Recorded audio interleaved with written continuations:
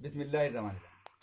15 metre लंबे और 12 metre चौड़े एक खेत के कोने में 8 मीटर लंबा 2.5 मीटर चौड़ा तथा 2 मीटर गहरा गड्ढा खोदा गया है और मिट्टी को खेत के शेष भाग में एक समान रूप से फैला दिया गया है। ज्ञात कीजिए कि खेत की सतह कितनी ऊंची उठ गई है। एक बार और सवाल पढ़िए। 15 मीटर लंबे और 12 मीटर चौड़े खेत के कोने में 8 मीटर लंबा 2.5 मीटर चौड़ा तथा 2 मीटर गहरा गड्ढा खोदा गया है और मिट्टी को खेत के शेष भाग में एक समान रूप से फैला दिया गया है। ज्ञात कीजिए कि खेत की सतह कितनी ऊंची उठ गई है।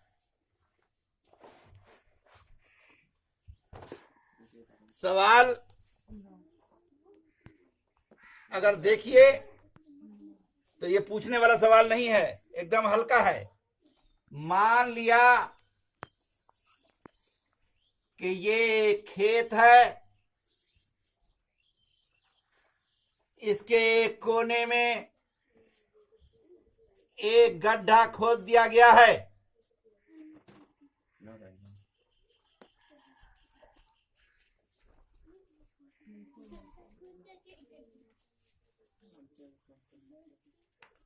एक गड्ढा खोदा गया है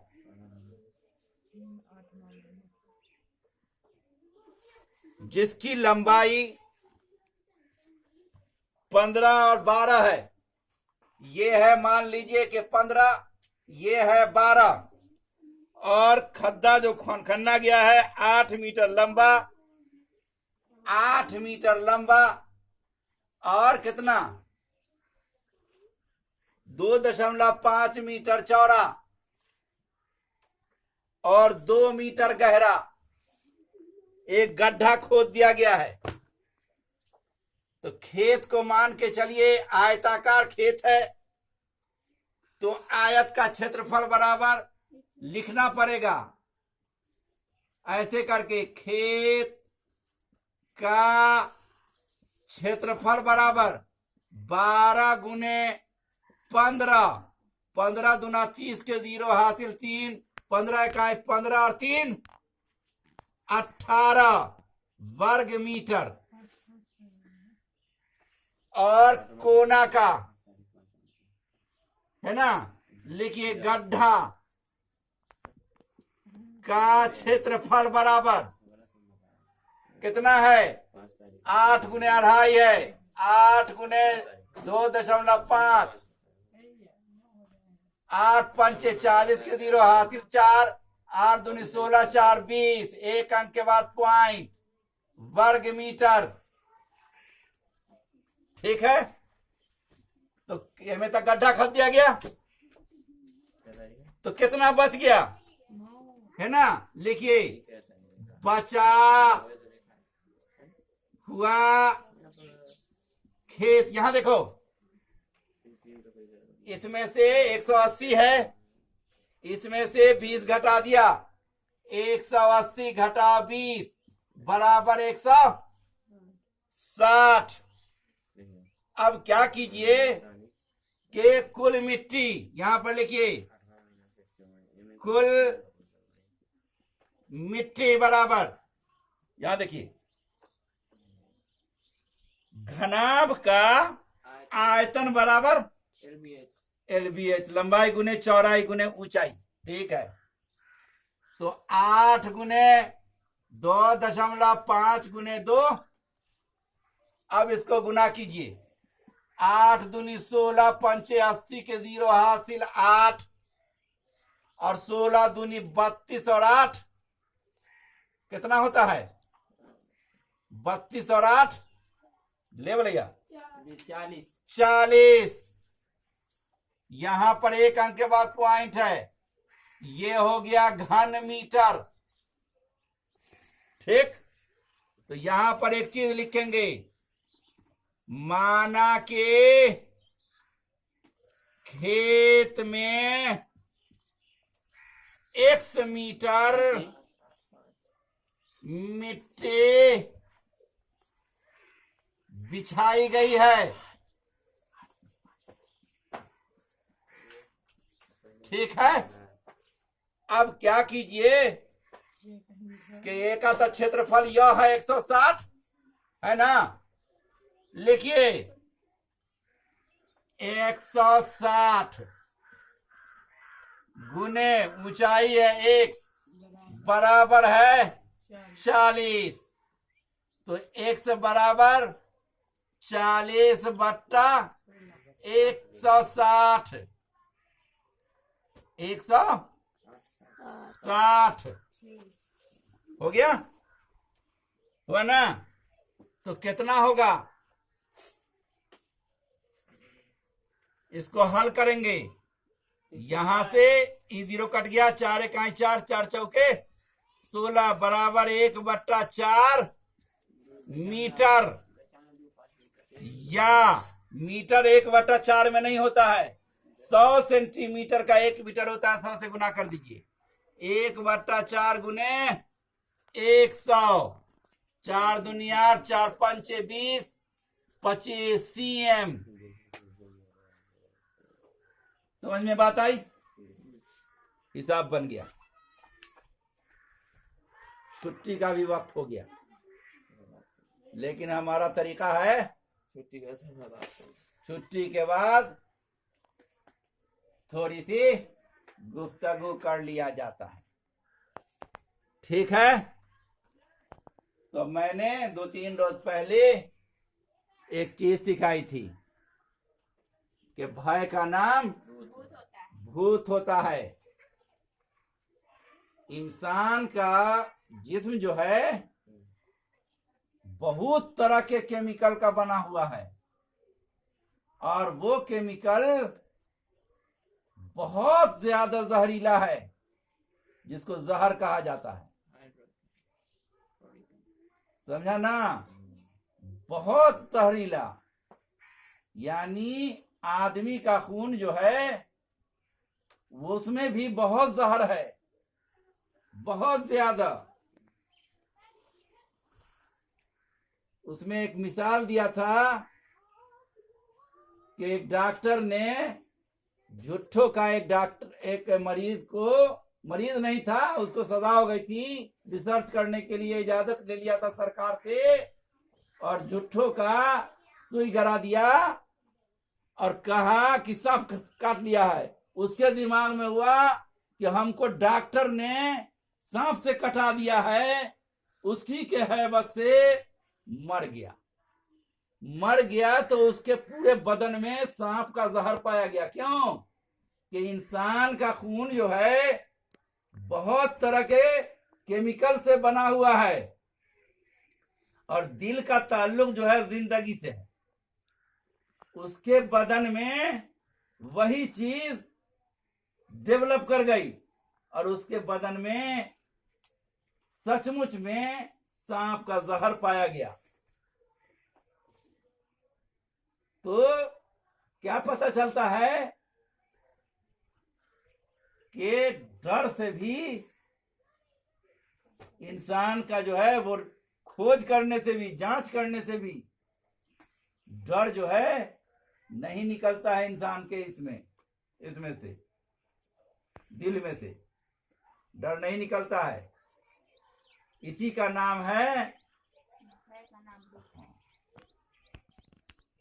आज तुम लोगों को एक चीज बतलाता हूं। कल गर्मी थी, मोबाइल लेकर के बैठे हुए थे, तो एक न्यूज आई। वो जो न्यूज 24 है, उसमें संदीप चौधरी नाम के एक ठो हैं एंकर, वो कह रहे थे कि यूपी में एक कानून बना है कि आदमी का कोई भरोसा नहीं है। आदमी जो है वो कभी किसी की तरफ होता है, कभी किसी की तरफ हो जाता है। इसलिए गाय की जो है ये होनी चाहिए, जितने भी तरह की चीज होनी चाहिए वो गाय के लिए। गाय हमारा मजहबी, गाय हमारी माता है। उसके लिए हॉस्पिटल बनना चाहिए, उसके लिए दवा का इंतजाम होना चाहिए, उसके लिए बेड का इंतजाम होना चाहिए, उसके लिए खाने का इंतजाम होना चाहिए, उसके लिए ऑक्सीजन का इंतजाम होना चाहिए, उसके लिए तरह तरह का ये होना चाहिए। हमारे कहने का मतलब ये है कि तुम जितने यहां पर बैठे हुए हो सब के सब मुसलमान बच्चे हो, सारे के सारे मुसलमान बच्चे हो, तो मुसलमान बच्चे को जानना होगा। सबसे पहली बात तो यह है कि हिंदू मजहब में जो हिंदू लोग किसी की पूजा करते हैं, किसी देवी देवता की पूजा करते हैं, वो भी मानते हैं कि ये कुछ नहीं है। जैसे अभी फैला हुआ है कोरोना, किसी भी मंदिर में चले जाओ, ज्यादातर मंदिर में जो बड़े बड़े भगवान हैं सबको ये मास्क पहनाया जाता है, सब भगवान। इसका क्या मतलब हुआ कि कोरोना जो है वो क्या है, भगवान से बड़ा है। हिंदू का कहना है अगर होता तो भगवान से प्रार्थना करते, दुआ करते कि हे भगवान, हे अल्लाह, हे ईश्वर, हे दुनिया का बनाने वाला, हे बीमारी देने वाला, हे बीमारी को ठीक करने वाला, तो ये बीमारी को ठीक कर। लेकिन वो क्या करते हैं, उन्हीं को मास्क पहनाते हैं कि कहीं हमारे भगवान को, राम जी को कहीं कोरोना ना हो जाए। ये ऐसा करते हैं। किसी भी मंदिर में चले जाइए, बड़ी मंदिर में, उसके अंदर जितने भी बड़े बड़े भगवान हैं सबको मास्क पहनाया जाता है। और आप लोग पढ़ रहे हैं, इतिहास पढ़ते हैं, इतिहास भी एक सब्जेक्ट है। ये जान लीजिए कि हिंदुस्तान आज से नहीं है, हिंदुस्तान हजारों हजारों साल से बसा हुआ है। इसके अंदर कभी राजपूतों की हुकूमत थी, इसके अंदर कभी मुसलमानों की हुकूमत थी, इसके अंदर कभी अंग्रेजों की हुकूमत थी। अंग्रेज के जमाने में, मुसलमानों के जमाने में, राजपूतों के जमाने में कभी भी गौ माता नहीं हुई। मुसलमान से दुश्मनी करने के लिए गौ को माता माना गया है। किसी धर्म की किताब में नहीं है। हिंदू धर्म में भी लोग मरते हैं, उनके यहां होता है श्राद्ध। श्राद्ध कै तरह का होता है, दो तरह का। एक होता है सामान्य श्राद्ध और दूसरा होता है वैदिक श्राद्ध। आज भी होता है, किसी भी हिंदू से पूछा जा सकता है, कोई भी हिंदू जवाब नहीं देगा, किसी से भी पूछ लीजिए जवाब देगा। तो वैदिक श्राद्ध जो होता है उसके अंदर गाय को माता नहीं माना जाता है, गाय को ज़बह किया जाता है। लेकिन देखा कैसे होगा भाई कि देखो माता कहा है मुसलमान के दुश्मनी में वो ज़बह करें। ओके लिए पंडित लोगों ने क्या किया, सामान्य श्राद्ध किया। सामान्य श्राद्ध क्या है कि कबूतर ले लिया, वो ज़बह कर दिया, समझा ना, कौवा लिया, वो ज़बह कर दिया। या फिर ओके नाम से बोतू, सांड, भैंसा छोड़ दिया, या उसके नाम से गाय छोड़ दी, समझा ना। तो ये चीज है। और हिंदुस्तान के अंदर चमार भी हिंदू हैं, आदिवासी भी हिंदू हैं, जितने हैं सारे के सारे लोग जो हिंदुस्तान में जो मुसलमान नहीं है, ईसाई नहीं है, सिख नहीं है, बाकी लोग हिंदू हैं। तरह तरह का जात है, धनकी पर है 20 तरह का जात का लोग हैं, है कि नहीं है? तो उसके अंदर सब लोग, चमारे को लीजिए, अब खाना छोड़ दिया है चमार लोग। नहीं तो पैसे पहले कोई भी जानवर मरता था तो चमारे ले जाता था और उसको खाता था। ये गलती मुसलमानों की है, क्योंकि मुसलमानों को तालीम है कि जो अपने लिए पसंद करो वही दूसरे के लिए पसंद करो। हमारे यहाँ पर क्या है, मुर्गा अगर ज़बह किया तो खूब बढ़िया से पकाया और खाया, और मर गया तो चमड़वा को दे दिया, चमड़वा खाई। जब हमारा अमल ऐसा होगा तो उसका फल भी उसी तरह का होगा। यही वजह है कि समाज के अंदर जो है वो इतनी बुराइयां, नफरत है। और इस नफरत का इलाज क्या है? इस नफरत का इलाज ये नहीं है जो अभी मौलवी साहब लोग कर रहे हैं। इसका इलाज सिर्फ और सिर्फ क्या है? सही तौर पर बहस करना है। हम 94 में जो दंगा से पहले पटोरी के ठाकुरबाड़ी में खूब जाते थे, और वहां हमारे सब पंडिते जी कहता था लोग सब, समझा ना, सारे लोग। और गांव के लोग, बसंत के लोग कहते थे कि सनक गया है। तो बहुत दिनों तक सनका मौलवी साहब भी कहलाते रहे, सनका मास्टर भी कहलाते थे, बेसिक स्कूल में भी पढ़ाते थे। उसमें एक क्या हुआ कि ऐसे ही मांसाहारी और शाकाहारी पर बात चलने लगी। तो हम कहा कि देखिए, मंदिर के सामने में शंकर जी हैं, कुंची पर बैठे हुए हैं, तो बताइए कुंची पर बैठे हुए हैं, तो खाल पर बैठे हुए हैं, तो बताइए खाल कच्चा है कि पक्का है? देखिए वो सिर भी है, हड्डी उड्डी सब दिखाई पड़ रहा है, खून भी दिखाई पड़ रहा है। देखा क्या मतलब हुआ कि भगवान का दर्श है कि मांसाहार बनो। सब जितना भी पंडित जी सब था, सब कहे कि मौलवी साहब जो है सबको मियाँ बना देगा, सबको मियाँ बना देगा। अरे भाई, मियाँ नहीं बनाना है हम, हमारा इतने ही कहना है कि भगवान, जब तुम मांसाहार से बचना चाहते हो तो उस भगवान को मत पूजो जो भगवान जो है मांस पर बैठा हुआ है, और जो भगवान जो है मांसाहारी के लिए मशहूर है उसको मत पूजो, बाकी को पूजो।